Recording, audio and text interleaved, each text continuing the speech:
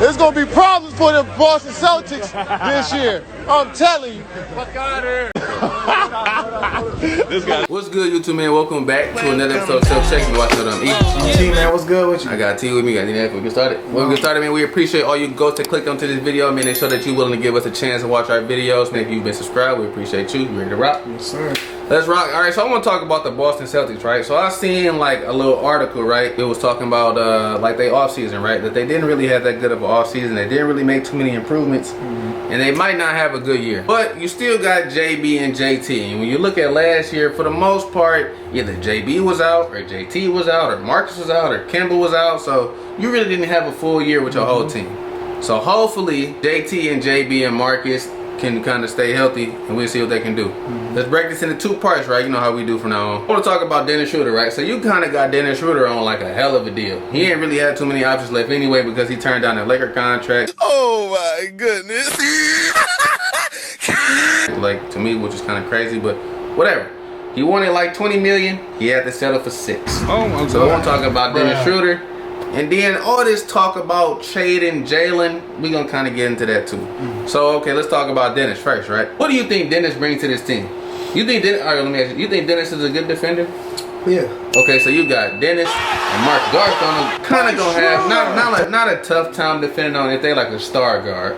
But for the most part, some guards might have some trouble because to me, you got two really good defensive-minded point guards, and then you got JB and JT on the wing. And then you got Al Horford. So I feel like the Celtics going to be a little bit better than people are really giving them credit for. This is true. So what you think Dennis can really bring to this team? I think, like you said, I think he brings defensive energy.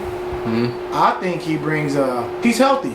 That is a main thing that people don't really pay attention to. Yeah, people don't pay attention to that. And like they had Kemba for the past few years, injured. Gordon Hayward for the past, when they had him, injured. All the pieces that they had or like they were needing were injured at the most important times when they needed them. Correct? Right. So I think that he's gonna bring that. He's gonna be a healthy player, defensive minded. He's not scared of no challenge. He's not gonna back down. Nope. He's not the best shooter, but he can score.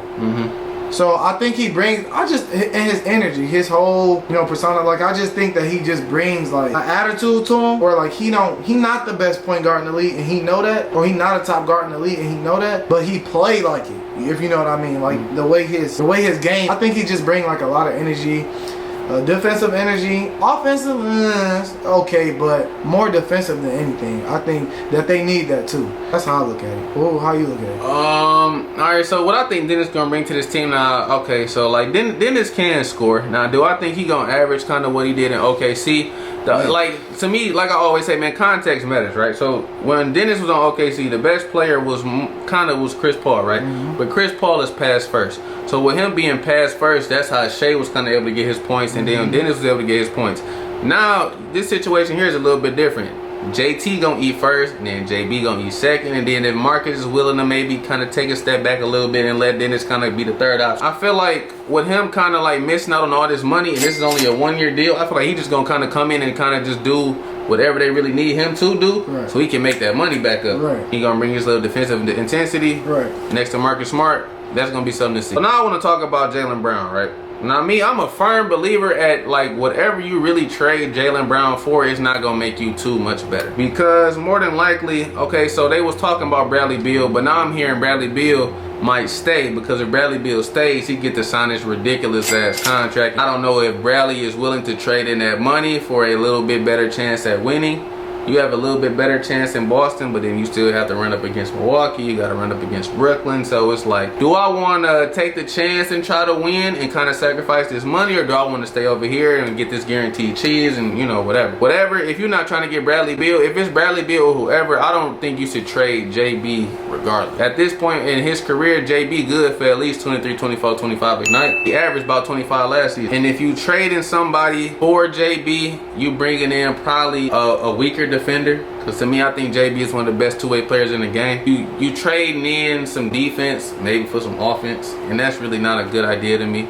I think with what y'all got, when you really look at their roster, they not like the best team in the East. But you got JT and you got JB and JT every night, and then you got Marcus and then it's kind of on a perimeter, kind of making it tough on the other team's guards, you got a good enough team. Yeah. And then another thing is you don't want to mess with chemistry. How would JT feel if damn you done traded my boy away?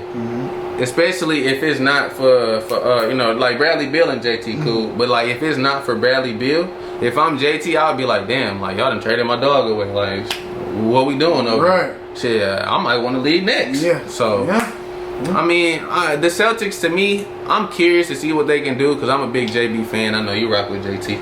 So I feel like as long as you got them two stepping into any gym, you got a fighting chance to win a good amount of games. Going to war for sure. So, bro, I don't see nobody worth trading JB for. He young, he healthy, he a dog, he's a rising player.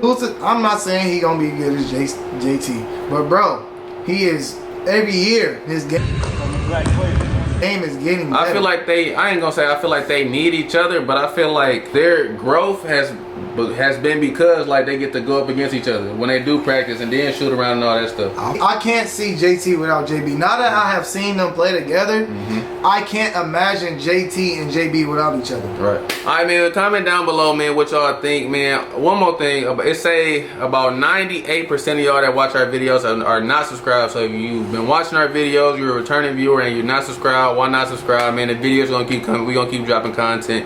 You might as well subscribe. Said you ain't got nothing else to add? No. Alright, man, we gonna comment. We gonna call it a wrap on this one, man. I'm E. I'm T, man. I got T with me. We appreciate you rocking out with us. We gonna catch you in the next one. Peace.